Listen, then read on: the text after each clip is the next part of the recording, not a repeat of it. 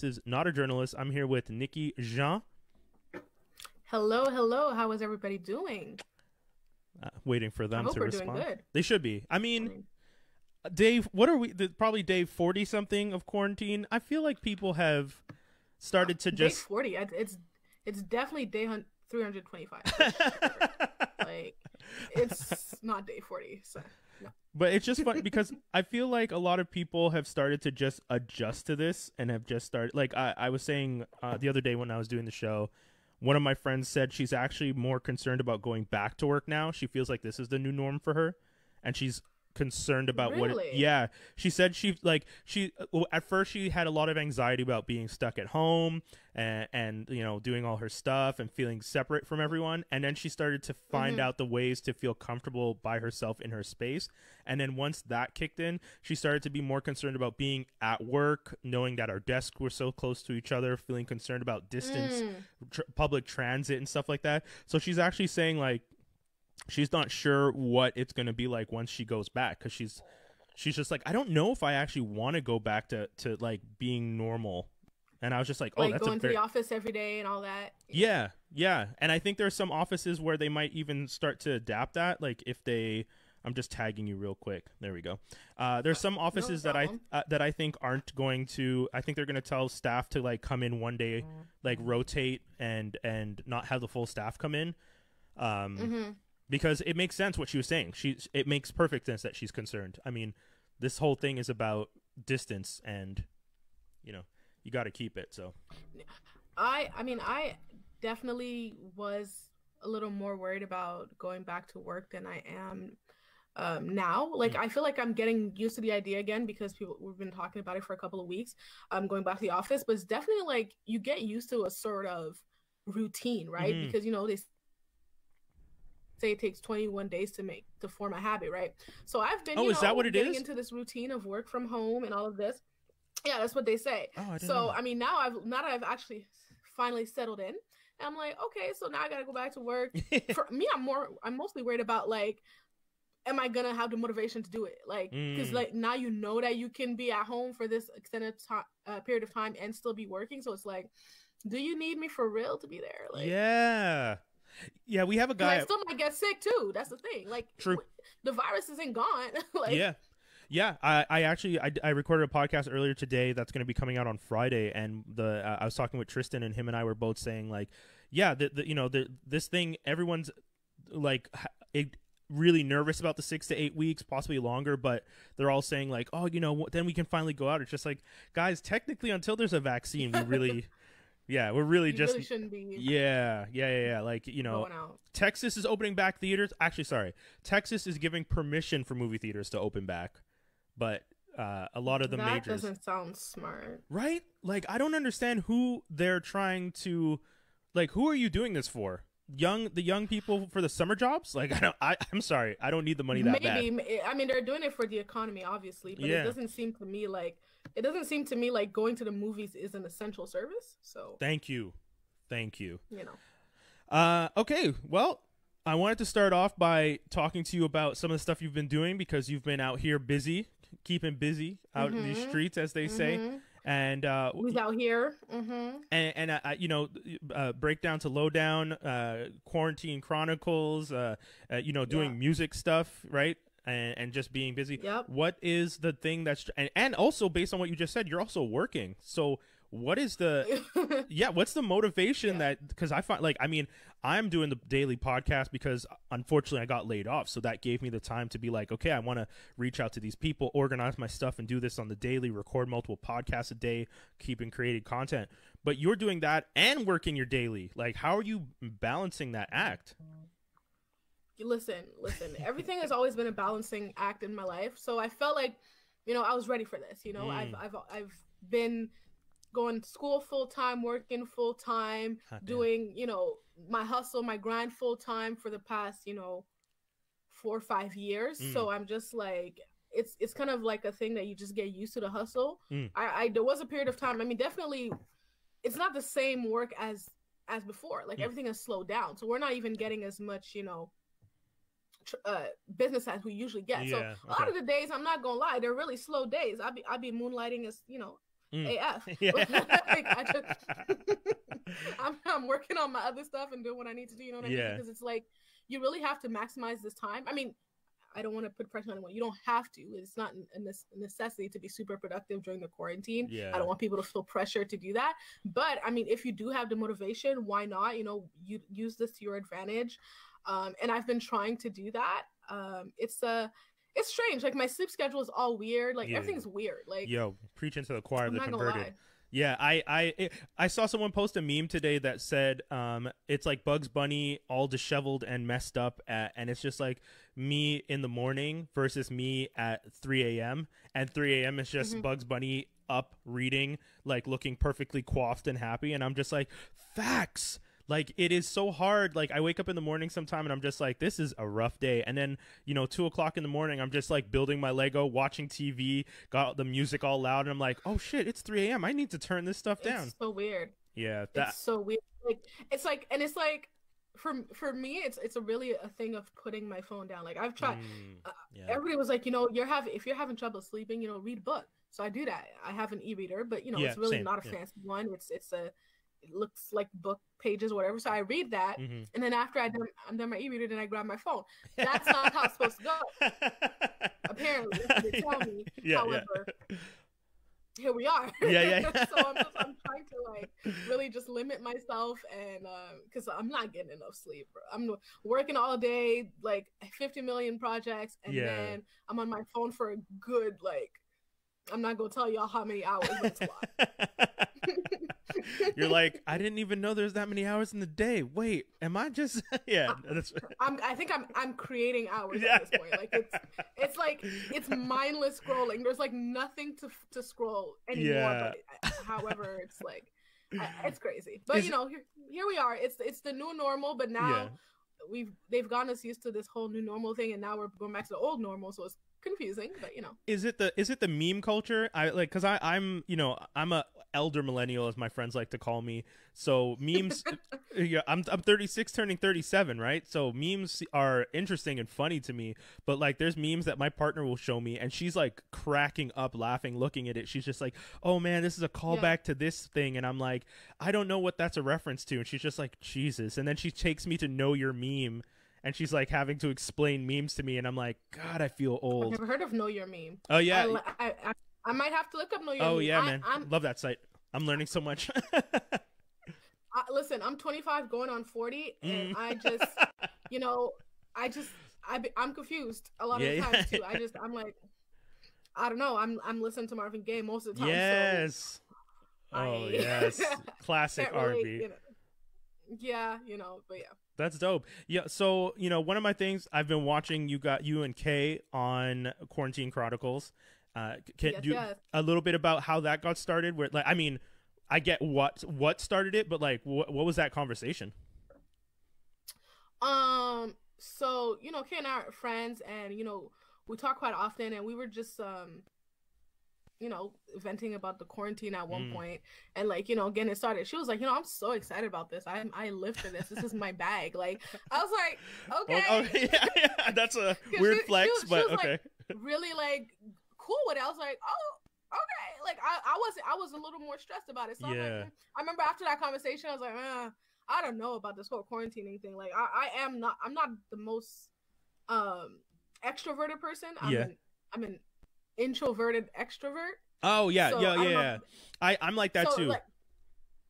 So I go out once in a while, but I definitely don't like long periods of time by myself. So I was like, okay, let's figure this out. And I'm by myself in the apartment, which kind of led to me coming back to Ottawa for a while, because there's no use in staying over there when you're working from home anyways.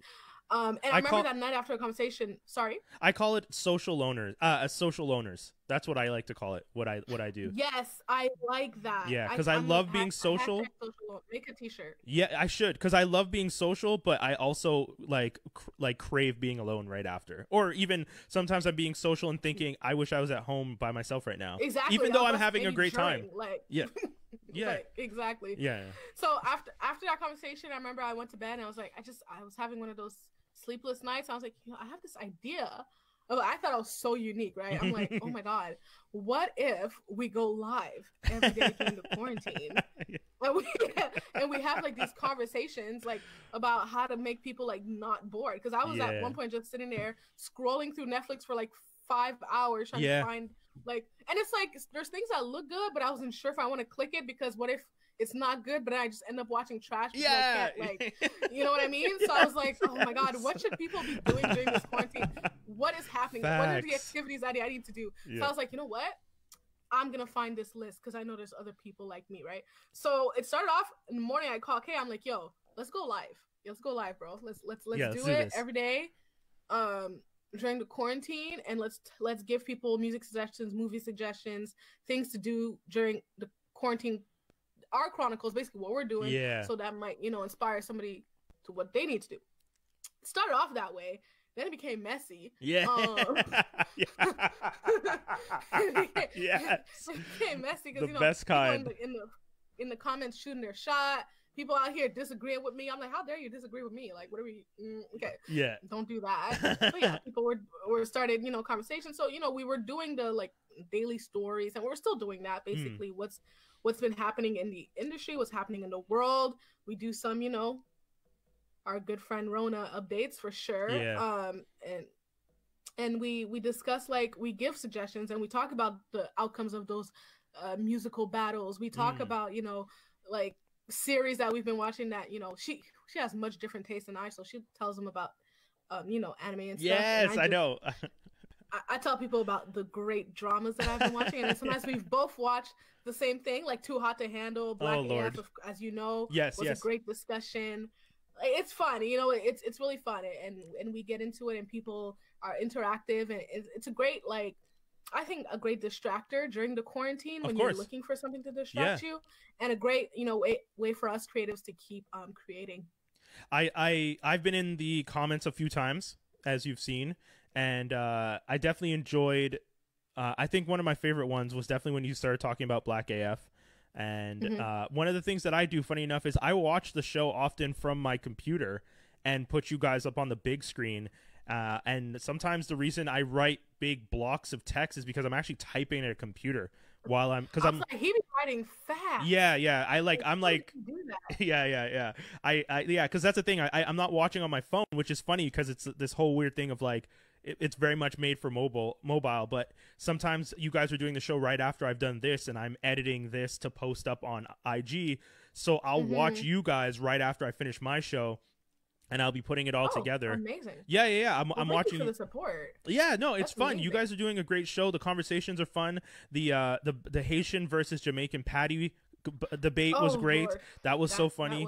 The Black AF. That was so stressful. Yeah. People started really getting in their feelings about it. I was like, yo, some of these people are taking this really seriously.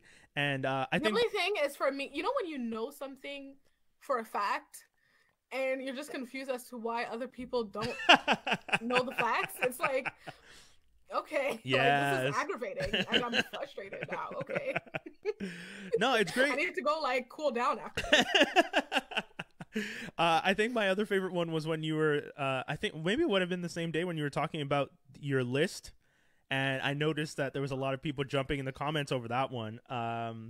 And you know what? And I agree with you. I think so I once dated this girl, and her and I were talking about preferences. And I was telling her that, like, I made a reference to, and no offense to blondes out there, but I'm not attracted to blonde hair. Like, it's just not, I don't find it attractive. It's not your thing. No. And she was just like, well, are you fetishizing like brunettes and raven-haired women? Like, is it like, and I was just like, no, I'm not attracted to. That's why when you asked you guys were asking, like, what are some of your fetishes, and I said I like girls in caps, but I don't think it's a fetish. But like, from this conversation I had with that girl, she kept making it seem like everything that I found attractive I was like fetishizing, and I was like, fetish. Yeah, and I didn't understand exactly why. So, and I know in your case you were talking about height. One of the things you would prefer that the person be a certain height, and I know some people got offended by that. Yeah, and I feel like that's you. Well, people get offended by what I say. Like, yeah. Time, so, but like, you know, one of the things is when. So, did you ever watch the Aber and Preach piece that they did? Their whole thing about like height versus weight. No, They did a I whole did thing. not. They did a whole thing once where they were just like, if women can have height requirements, can men have weight requirements? And I remember thinking like, Don't they already? well, mm, okay, thank you. Now we pardon because I didn't know that was that wasn't a thing. Like I thought that no, I mean, clearly was a thing. I think no, I like that because I think one of the things that a lot of people like to pretend is that there isn't, just because men don't. Oh, I mean, actually, a lot of times men might actually openly discuss it and start talking about their preferences with regards to body type or weight. And when women talk about height, it becomes a big thing. But I always found it very hypocritical of people to say that, because I was just like, well, some people prefer people who are thicker, thinner, slimmer, taller, this, that. Why is it that when women say I would prefer a taller person, that it becomes a problem? And I didn't really understand that. See, exactly, and that's my thing, because to pretend like people don't have things that they're attracted to and preferences is stupid. You know what I mean? To pretend that the physical is the only thing that's important is also stupid. Exactly. Third, it's also like to pretend that like only one type of thing is attractive. Like if I say I prefer tall men, that doesn't mean that there are not many people who prefer short men. Yeah. But the same thing as a man, like say, like if he prefers a certain body type of woman, that doesn't mean that there's not many men that prefer another type of woman. Yeah. But people think that is like mutually exclusive. You know what I mean? Like Yeah. I'm a thick girl. I'm reasonably a little bit above average in height. So I've had men who literally told me I was too tall. I'm like, bro, like you, okay, cool. I mean, you go ahead, but I don't care, because you're telling me I'm too tall. The next one will be fine with it. Yeah. And you might be like something that I'm not particularly attracted to. That's not going to stop me from trying to get to know you, but it definitely might put a hindrance in it. You know what I mean? Yeah. Like you want to be attracted to the person you're with. You want to be physically, mentally, emotionally attracted to that person. So I do think that as much as we want to act like holier than now and like the physical is not important, what you're attracted to matters. And it matters in relationships. Obviously, this is a separate conversation from colorism, from body shaming, from all of these different things. That's separate. But a pure, non-racist preference is fine. You can have a preference, but I could say other things, but I feel like it's gonna get too deep. So. No, that's fair. Did you watch Love Is Blind? Yeah. Do you think Love Is Blind? I had to remember because so many. Yeah, exactly. Okay. I know, that's fair. For Love Is Blind, do you think that model, like, do you think that a model if you would A, be willing to try, and B, if you tried it, do you think it's something that you could see yourself like going with? I was wondering, because I know I don't think I could. You don't think? I don't think I could. Yeah, I don't think I could either, and it's not a shallow thing like marrying somebody without seeing them. It's not a shallow thing for me. It's just a fact of like, I just need to look into your eye. I need to see who I'm speaking to. Like even in the beginning, like when you're texting somebody or talking to somebody before you guys actually meet, eventually you're gonna want to like see the person to know how it is in person. Yeah, you know what I mean? To see how that connection is in real life. So for them to make a major decision that will impact the rest of their lives, without seeing somebody, to me it was crazy. The whole time I'm watching the show, the first 2 episodes, because then I realized that people online were actually liking this. The first 2 episodes, I was like, oh my, did he propose to her? Because I didn't read the premise, so I didn't know what was going on. People just said watch Love Is Blind, so I was like, what? Wait, it's been 2 days. It's been for 2 days. He's like, I made my choice. I'm like, okay, all right, this is what we're doing. I mean, Netflix they're geniuses. Oh my god, yeah.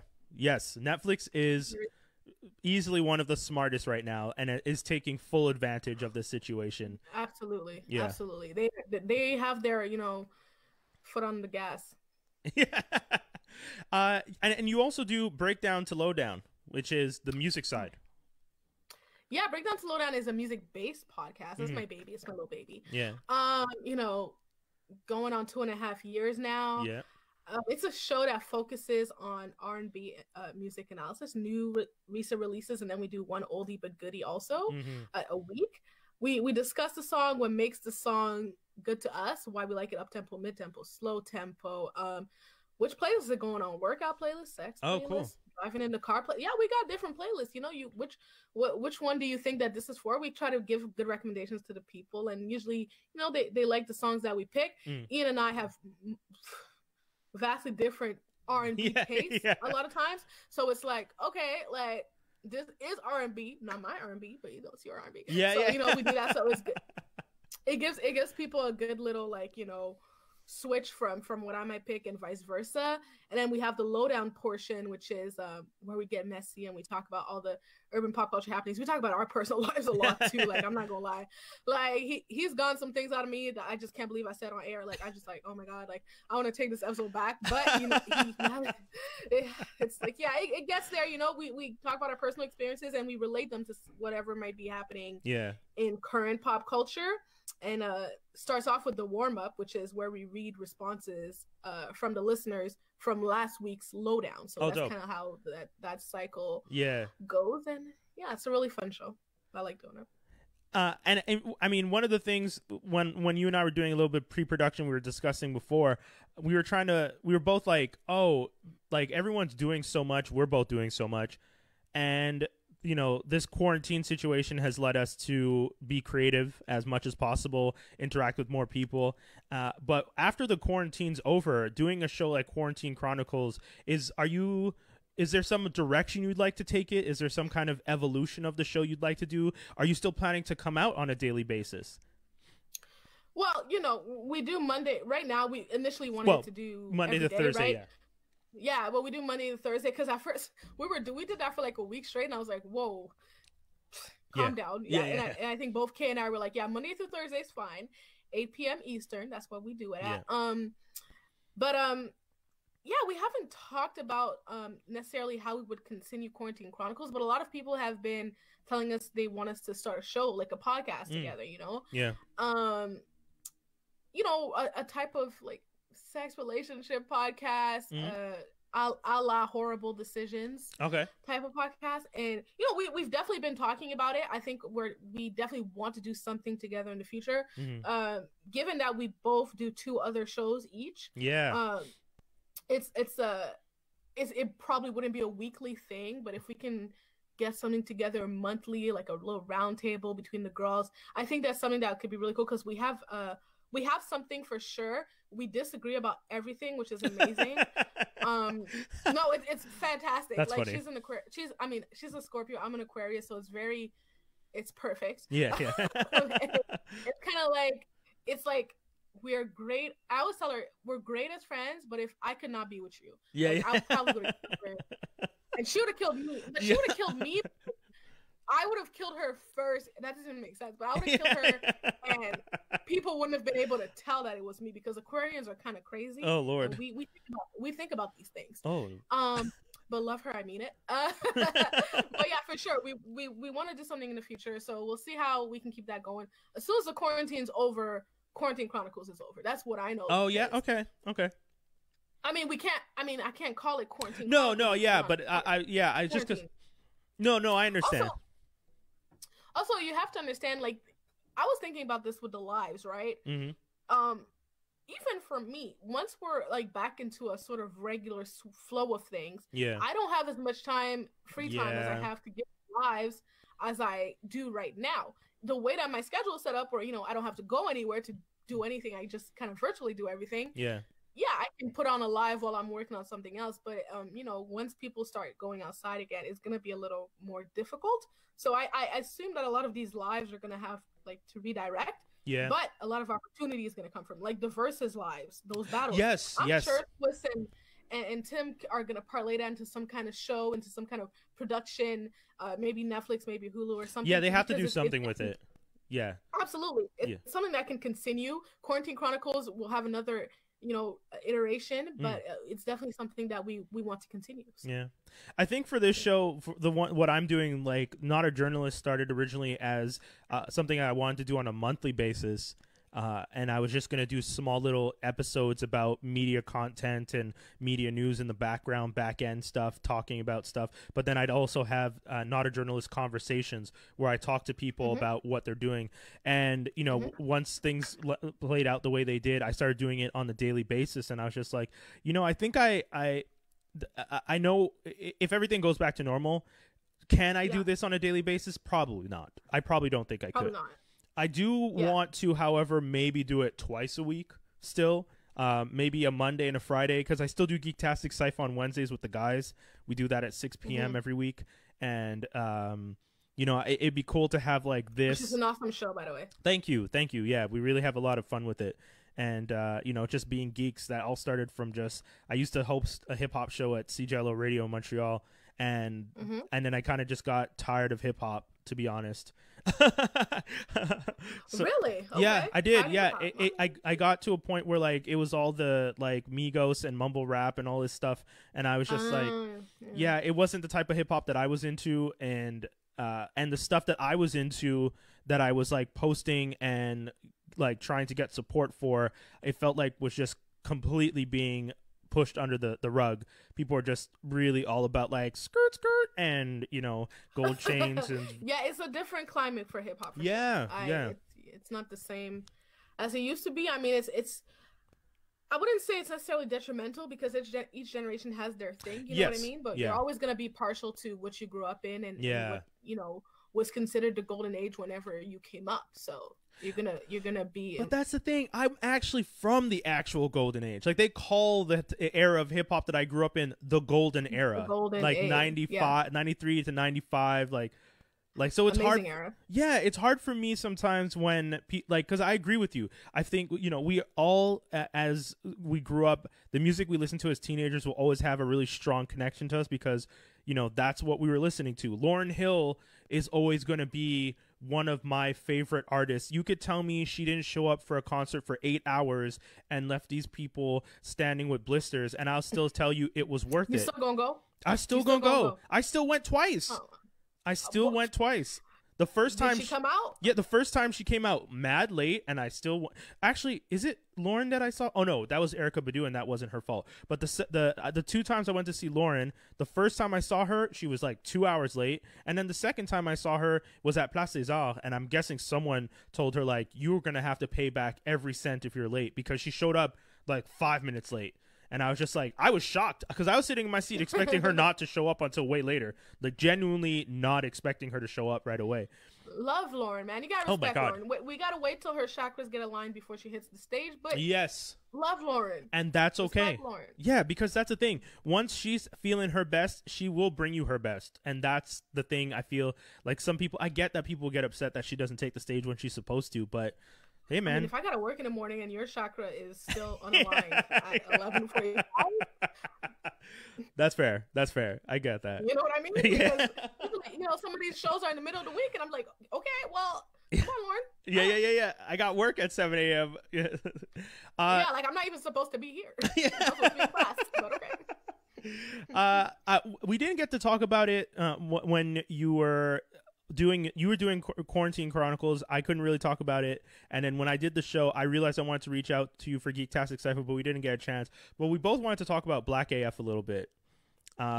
So you know, first off, I really liked the show.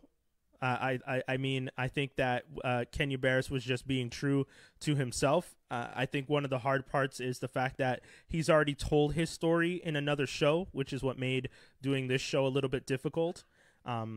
But I feel like, you know, some of my friends who've never watched Blackish loved Black AF because they had no frame of reference for his story. No idea about it. Well, okay. that's one thing that's good. I think that he makes Black as fucking Blackish for two different audiences. Yes. I also think that Kenya Barris definitely loves his story. Like he loves himself. Like that's one thing that we can agree on. That's funny. Like, that's funny. Yeah, that's his true. Story is like out of this world. Yeah. Which I mean, he got a whole gang load of kids.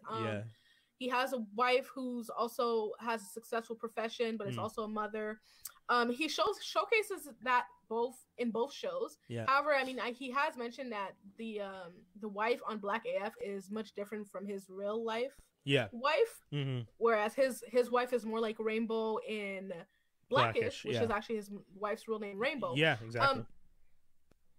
Taking that out of context and looking at the show Black AF as its own entity, I think it was a good show. I mean, why am I lying on this? I thought it was a great show. I laughed my ass off. Yeah. Now, I thought it was funny, but maybe I'm into dry humor like that and like mockumentary style stuff. I know some people don't like that style of sitcom, and I like those people tend to like, you know, not like The Office that much or that kind of comedy. Yeah. So I was not surprised when I saw those type of comments. I was a little bit surprised about the comments on blackness and the comments on what constitutes blackness. It's like, oh, I didn't know that you were creating blackness now, so you have the blueprints. So that's not black. It's black. Okay. This like, counts as black. This doesn't count as black. The black, black. It's like, what are you talking about? Yeah, the whole thing with Rashida bothered me a lot, especially because his wife in like Rainbow, the actual Rainbow that the character is based on, Tracy Ellis Ross plays on Blackish, and that Rashida is mockumentary style based on, is actually lighter skinned than Rashida. And you know, I a lot of the comments that I saw, because I'm in a whole bunch of black nerd groups on Facebook, and some people loved it, again similarly to what we were saying, but a lot of the comments were, well, why you couldn't call the show Black AF if it's not about the blackest of black people? And I was like, let me tell you something. Yeah, this is what people want Kenya to do. People want Kenya to create a show of literally entire dark-skinned black family. Okay, stop basing it on your family. Yeah, create a show of an entire all dark people, right? Yeah, and they're still not going to be happy. Yeah, they're still going to find something to complain about. They're not going to like the writing. They're not going to like the jokes. They're going to think it's boring. They're going to think it's too this. Like people, like my thing with my people, love us for real, but sometimes we just need to be entertained. Sometimes we need to watch something and be like, oh, I see a little issue there, and there. However, I was entertained throughout. Yeah. I see issues in Blackish all the time. Yeah. I see in Mixedish all the time. Yeah. But it's like, I'm like, you know, there's not a lot of black men like Kenya that have a platform like he has. So one, I can at least commend him for getting there. And when he does have positive messages, I'm like, okay, I do think there's more good than bad. Now, should I think that somebody maybe should get into his ear about coloring them with, like, you know, little black girls and how he should showcase them on his show? Yeah, for sure. But it doesn't mean there's not time to correct that. Blackish has been renewed for another season. He's Grownish is in its early stages. I love Grownish. I think Grownish is his weakest show. But really interesting. Oh, please tell. Well, I'll let you finish what your thought was, but yeah. I think Grownish is his weakest show because I just feel like he doesn't have a handle of how Generation Z is actually speaking. Oh yeah, I would hope that he's not writing that show as much as, like, I in my mind he's a producer, but he's not in the writing room. He should not be. No offense to him, but he says he writes all his shows. I mean, that's he's constantly saying that. Yeah, like it's like Tyler Perry. Like, it's like a parrot. I you know, I write my shows. I'm like, okay, yeah.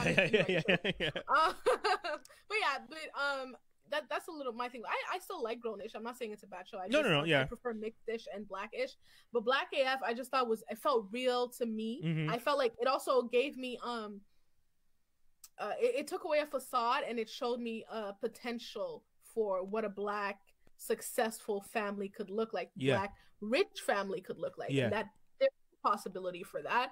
And I love the lessons in the episodes. There's resolution to these things. I mean, I thought it was weird how he talked to his kids too. I mean, so one of the things I actually liked about the show was just that usually a lot of people in the community, when we depict black families, we want the black family to look perfect because we already know that the media depicts us as not being perfect. And this show was not afraid to say, but we're not perfect. Like Kenya's character is an abusive father, and I'm not saying physical, but he's abusive, like, emotionally to his kids. Like, and I'm not saying to the extent, and his children rightfully so call him a dick. Like, these that's are things I would have been thinking, but probably not said. Yes, but I like that they feel comfortable telling him that. Yeah, in a sense, it's like, oh, like they can actually be that open, and not only can they call him a dick, he can reflect on him that I was dick like. that was dick like. Yeah. You know? No, and that's the thing. I appreciate it. Like, you know, when you say to your daughter, yo, someone's gonna beat your ass, and I'm like, yo, what is happening? But I like that. He That's said, I love you, but yeah, one day someone's gonna beat your ass.